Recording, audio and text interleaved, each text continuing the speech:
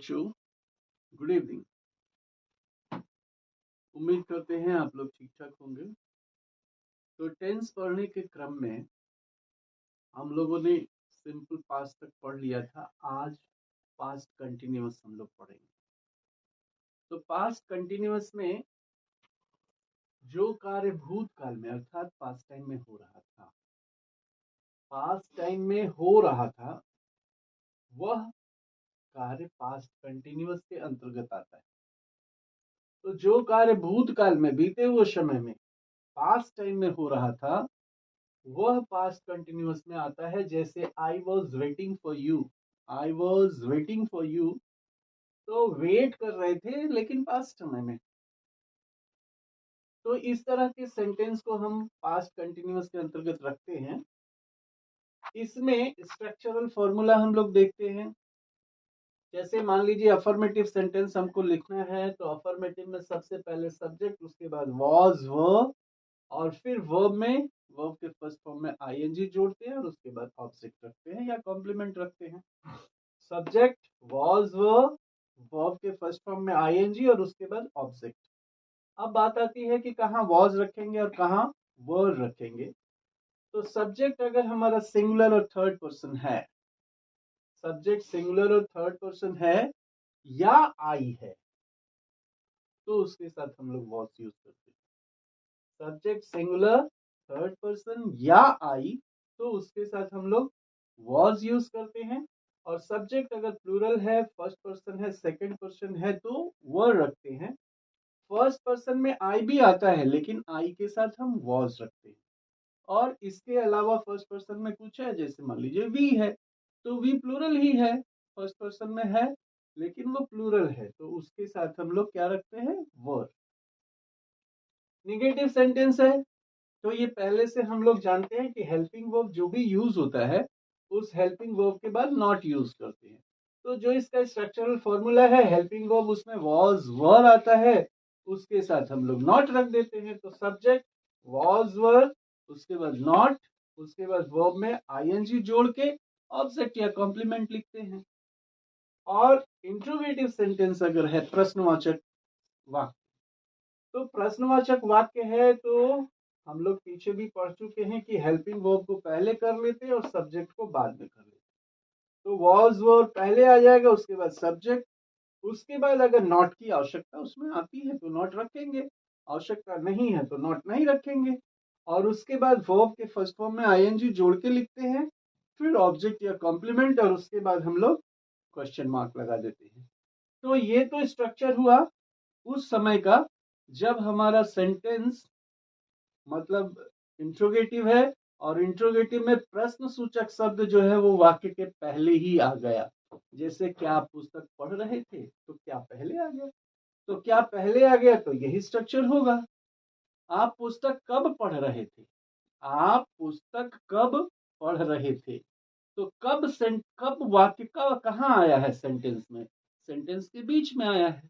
तो उस कब की अंग्रेजी पहले लिखेंगे, मतलब व्हेन पहले लिखेंगे, when were you reading the book. तो क्वेश्चनिंग वर्ड पहले आ जाता है, क्वेश्चनिंग वर्ड पहले आ जाएगा, लेकिन कब आएगा, जब हमारा हिंदी में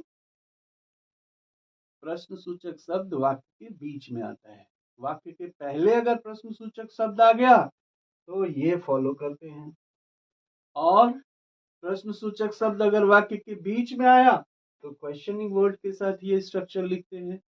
तो उम्मीद है आप लोग ये समझ गए होंगे। आप लोग इसे नोट कीजिए, फिर आगे बढ़ते हैं। हाँ, तो पास्ट कंटिन्यूअस में स्ट्रक्चरल फॉर्मूला हम लोगों ने पढ़ लिया। अब इसमें एक छोटी सी बात और आपको ध्यान देने की जरूरत है। अगर हमारा सेंटेंस काल्पनिक वाक्य हो, काल्पनिक वाक्य मतलब इसकी हम कल्पना ही कर सकते हैं, इमेजिनेशन कर सकते हैं, वो रियल में हो नहीं सकता, ऐसा काल्पनिक वाक्य है, तो वहां पे सब्जेक्ट के साथ हमको वर का प्रयोग करना होता है। सब्जेक्ट के साथ वर का प्रयोग करते हैं, चाहे वर जो है वो हेल्पिंग वर्ब के रूप में यूज हो रहा है या मेन वर्ब के रूप में यूज हो रहा है, वहां हम वर का ही प्रयोग करते हैं। लेकिन किस वाक्यों में, काल्पनिक वाक्य में जो रियल नहीं होता, जो रियल नहीं होने लायक है। जैसे मान लीजिए, I wish I were A bird, मेरी कामना है कि मैं एक पंछी होता। पंछी हो तो नहीं सकता रियली, लेकिन कामना करते हैं कि पंछी होता, तो ये काल्पनिक वाक्य है। तो इस काल्पनिक वाक्य में हमने आई के साथ वर का यूज किया, जबकि हमने पढ़ा है कि आई के साथ वॉज का यूज होता है। लेकिन यहाँ पे आई के साथ वर का यूज किया, चूंकि ये काल्पनिक वाक्य है। दूसरा, he pretended as if he were sleeping, यहाँ तो हमारा ये वर जो है मेन वर्ब की तरह यूज हुआ है, और यहाँ पे वर्ब हम यूज कर रहे हैं, उसके बाद एक मेन वर्ब यूज कर रहे हैं। ये हेल्पिंग वर्ब है और ये मेन वर्ब। उसने बहाना बनाया जैसे कि वह सो रहा हो, वह सो रहा हो, रियली सो नहीं रहा है, लेकिन उसने प्रिटेंड किया कि वह सो रहा है। तो ये भी रियल वाक्य नहीं है, ही के साथ हो सकता है, लेकिन फिर भी यहाँ पे हम वर का प्रयोग करेंगे। तो वर चाहे हेल्पिंग वर्ब के रूप में यूज हो, चाहे मेन वर्ब के रूप में यूज हो, लेकिन काल्पनिक वाक्यों में हम लोग वर का ही प्रयोग करते हैं, वहां पे वॉज का प्रयोग नहीं होता है। तो पास्ट कंटिन्यूअस में बस इतना ही हम लोग सीखेंगे। इसके बाद अब हम आते हैं पास्ट परफेक्ट पे। पास्ट परफेक्ट पे, हाँ तो बच्चों, पास्ट परफेक्ट टेंस, अब पास्ट परफेक्ट टेंस पढ़ेंगे। पास्ट परफेक्ट टेंस में देखिए, दो कार्य इसमें बारी बारी से होते हैं। एक कार्य पहले होता है और उसके बाद एक कार्य होता है, मतलब पहले एक कार्य और बाद में एक कार्य। तो हम लोग बिफोर से कभी कभी जोड़ते हैं, दोनों सेंटेंस को हम लोग बिफोर से जोड़ते हैं। ये बिफोर से, ये बिफोर से, ये बिफोर से, ये दूसरा सेंटेंस हम लोग आफ्टर से जोड़ते हैं। तो देखिए इसमें क्या होता है, दो sentence, I Shaw him before he stopped his car, उसके कार रोकने से पहले मैंने उसको देखा, उसके कार रोकने से पहले मैंने उसको देखा। तो एक कार्य तो हो रहा है मेरे देखने का, और दूसरा कार्य होता है उसके कार रोकने का।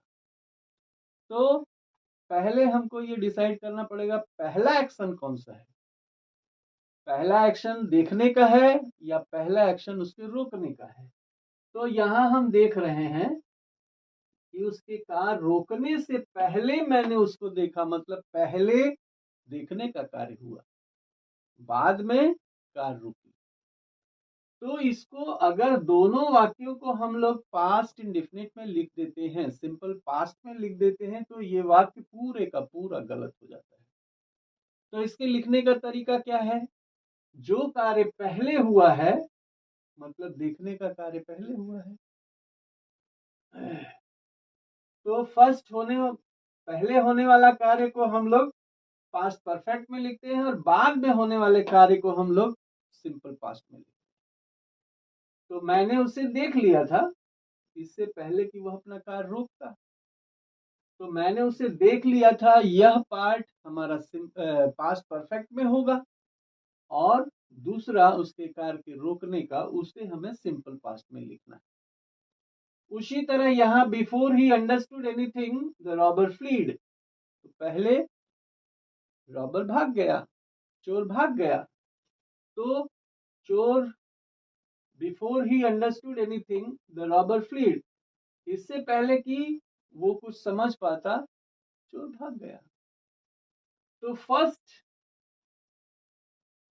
पहला जो एक्शन है उसको हम लोग उसमें पहला एक्शन पास्ट परफेक्ट में, चोर भाग गया, ये यहाँ पे ये तो गलत है, ये गलत है, ये सही है। यहाँ ये गलत तरीके से लिखा गया है क्योंकि दोनों सिंपल पास्ट में लिखा गया है, तो दोनों ये वाक्य भी और ये वाक्य भी गलत है। इसको कैसे होना चाहिए था, before he understood anything the robber had fled, क्योंकि चोर उसके देखने से पहले ही भाग गया था, तो चोर के भागने का कार्य पहले हुआ, तो उसको हम लोग पास्ट परफेक्ट में लिखेंगे। यहाँ देखिए, ये थोड़ा सा अलग हो गया। यहाँ कंजंक्शन हमारा क्या था, बिफोर था, और यहाँ कंजंक्शन है आफ्टर। तो बिफोर वाला जो कंजंक्शन है, बिफोर वाला कंजंक्शन जहां लगाएंगे, पहले होने वाले कार्य को पास्ट परफेक्ट में और बाद में होने वाले एक्शन को हम लोग सिंपल पास्ट में लिखेंगे। अब आफ्टर वाला वाक्य देखिए, I met him after I finish my work. अपना काम समाप्त करने के बाद मैं उससे मिला, तो बाद के लिए नेचुरली आफ्टर लगाएंगे। लेकिन यहाँ क्या है, ये वाक्य भी पास्ट में है, सिंपल पास्ट में, और ये वाक्य भी सिंपल पास्ट में है। इसका मतलब ये वाक्य जो है वो गलत है। तो इसको लिखेंगे कैसे, I met him after I had finished my work. तो इसमें क्या हुआ, इसमें सेकेंड एक्शन को सिंपल पास्ट में लिखा गया। सेकेंड एक्शन कहने का मतलब, एक एक्शन तो है मेरा मिलना, और दूसरा एक्शन है काम को खत्म करना। तो पहले क्या किया, पहले काम खत्म किया और उसके बाद मिला। तो पहले जो एक्शन हुआ उसको पास्ट परफेक्ट में लिखेंगे, लेकिन आफ्टर के बाद लिखेंगे, और सेकंड एक्शन को हम लोग सिंपल पास्ट में लिखेंगे। तो सेकंड एक्शन को हम लोग सिंपल पास्ट में लिखते हैं, आफ्टर लगाते हैं, उसके बाद फर्स्ट एक्शन जो है उसको हम पास्ट परफेक्ट में लिखते हैं। Bye the time I reach the theatre the show started. मतलब थिएटर पहुंचने से पहले, थिएटर पहुंचने के समय तक शो स्टार्ट हो चुका था, शो शुरू हो चुका था। इसमें भी ये सेंटेंस और ये सेंटेंस, दोनों सेंटेंस को देखिए, दोनों सिंपल पास्ट में है, अर्थात ये दोनों गलत है। यहाँ कंजंक्शन के रूप में हमने बाय द टाइम यूज किया है, ये दोनों वाक्य सिंपल पास्ट में है, इसलिए ये गलत है। ये होना कैसे चाहिए, by the time I reach the theatre the show had started. मतलब the show had started, show पहले शुरू हो चुका था, और मेरे थिएटर में पहुंचने के समय तक शो स्टार्ट हो गया था। तो पहले वाला जो काम है उसको पास्ट परफेक्ट में ही लिखेंगे, चाहे कोई भी कंजंक्शन लगाए। यहां देखिए, when Anand reached his village, जब आनंद अपने गांव पहुंचा, ही फाउंड, उसने पाया, that the news about him had proceeded, कि उसके पहुंचने के पहले ही उसके बारे में जो खबर थी वो सबको जानकारी हो गई थी। तो यहाँ भी न्यूज पहले जान गए थे लोग, इसलिए उस हिस्से को हम लोग पास्ट परफेक्ट में ही लिखेंगे। तो पहले होने वाला कार्य हम लोग पास्ट परफेक्ट में लिखेंगे, और बाद में होने वाला कार्य वो सिंपल पास्ट में लिखेंगे। अब ये कंजंक्शन हम लोग देख लेंगे, ये रूल फॉलो करेंगे हमेशा, ये रूल फॉलो करेंगे पास्ट परफेक्ट का कोई भी वाक्य लिखने में। मतलब इसमें दो कार्य होते हैं बारी बारी से, एक कार्य जो पहले हो चुका है उसको हम पास्ट परफेक्ट में लिखते हैं, और दूसरा कार्य जो बाद में हो रहा है उसको हम लोग सिंपल पास्ट में लिखते हैं। और कंजंक्शन देख के हम जोड़ते हैं, फर्स्ट अगर बिफोर लगा है तो फर्स्ट एक्शन पास्ट परफेक्ट में, और सेकंड एक्शन सिंपल पास्ट में। अगर आफ्टर लगा है तो सेकंड एक्शन सिंपल पास्ट में और फर्स्ट एक्शन पास्ट परफेक्ट में। तो फर्स्ट एक्शन हमेशा पास्ट परफेक्ट में लिखा जाता है, चाहे इस रूप में लिखा जाए चाहे इस रूप में लिखा जाए, और सेकंड एक्शन सिंपल पास्ट में ही लिखा जाता है। लेकिन बिफोर लगा है तो फर्स्ट एक्शन पहले और सेकंड एक्शन बाद में, आफ्टर लगा है तो सेकंड एक्शन पहले और फर्स्ट एक्शन बाद में। तो ये सिंपल पास्ट की बात हुई। अब सिंपल पास्ट में हम लोग स्ट्रक्चर कैसे, सॉरी, पास्ट परफेक्ट की बात हुई, और पास्ट परफेक्ट का स्ट्रक्चर क्या होता है वो भी थोड़ा समझ लेते हैं। हाँ, तो पास्ट परफेक्ट टेंस में स्ट्रक्चरल फॉर्मूला उसका देखते हैं। अगर पास्ट परफेक्ट टेंस में हमको अफर्मेटिव सेंटेंस लिखना है तो सब्जेक्ट के बाद हैड ही लगाएंगे। केवल हैड ही हेल्पिंग वर्ब में पास्ट परफेक्ट में यूज होता है। सब्जेक्ट के बाद हैड और उसके बाद वर्ब का थर्ड फॉर्म, उसके बाद ऑब्जेक्ट। तो अफर्मेटिव में सब्जेक्ट हैड, वर्ब का थर्ड फॉर्म और उसके बाद ऑब्जेक्ट। नेगेटिव में सब्जेक्ट हैड नॉट, ये हैड हेल्पिंग वर्ब है, उसके बाद नॉट लग जाएगा, नॉट उसके बाद वर्ब का थर्ड फॉर्म, उसके बाद ऑब्जेक्ट। अगर ये इंट्रोगेटिव है तो हेल्पिंग वर्ब हैड ये पहले आ जाएगा, उसके बाद सब्जेक्ट, नॉट की आवश्यकता है तो लगाएंगे, नहीं तो वर्ब का थर्ड फॉर्म और उसके बाद ऑब्जेक्ट। अगर प्रश्न सूचक शब्द हमारा बीच में आता है वाक्य में तो क्वेश्चनिंग वर्ड यहां लिख देंगे, जो भी क्वेश्चनिंग वर्ड है यहां लिख देंगे और वही स्ट्रक्चर फॉर्मूला कंटिन्यू करेंगे। तो अफर्मेटिव में सब्जेक्ट हैड वर्ब का थर्ड फॉर्म और उसके बाद ऑब्जेक्ट, नेगेटिव में सब्जेक्ट हैड नॉट वर्ब का थर्ड फॉर्म ऑब्जेक्ट, और इंट्रोगेटिव सेंटेंस में हैड सब्जेक्ट नॉट वर्ब का थर्ड फॉर्म ऑब्जेक्ट।